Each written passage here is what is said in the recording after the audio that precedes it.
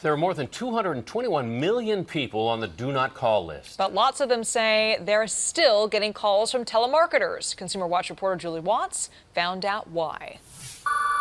He's been on the national do not call list since it began. Hello? But like many people, Fred Park says somewhere along the line it stopped working. Alex from JDI, the tree service. The retired engineer gets at least 2 sales calls a day, most from local area codes. They are violating the law because they're calling my number, which is on the federal do not call list. Well, not exactly, because many of his calls are coming from local numbers.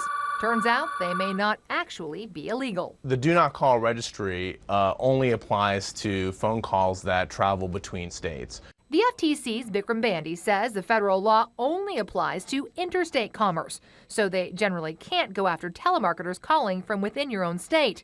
And as for those violating federal law, We get several 100,000 complaints per month, and obviously we do not have the resources to investigate each of those complaints individually. in fact, it's only taken action against 600 illegal telemarketers since the list's inception in 2003. Why even bother to have a do not call list if, quite frankly, it doesn't work? I take issue with your premise that it doesn't work. So if you didn't have a Do Not Call list, what you would see is you'd probably see even more calls coming into consumers. And Bandi says while his agency does go after the worst offenders, telemarketers are using technologies like spoofing and voice over internet protocols that allow them to make millions of calls cheaply and without leaving a trail. So instead of law enforcing their way to a telemarketer-free society, the FTC is getting creative, holding contests for the best technology to combat telemarketers. Technology that will operate like a spam filter for the phone. And Fred Parks, for one, can't wait.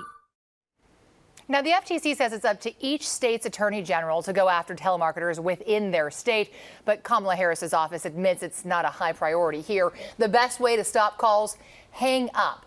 But you can pick up the phone call. You know, you also don't want to press the button when they say press 1 to Right. opt That's out. a robo. All that does is let them know that you are a valid phone number with someone there to answer. Yeah, So frustrating. it is frustrating. Keeps ringing and ringing and ringing. Exactly. All right, Julie, thanks. We'll be right back.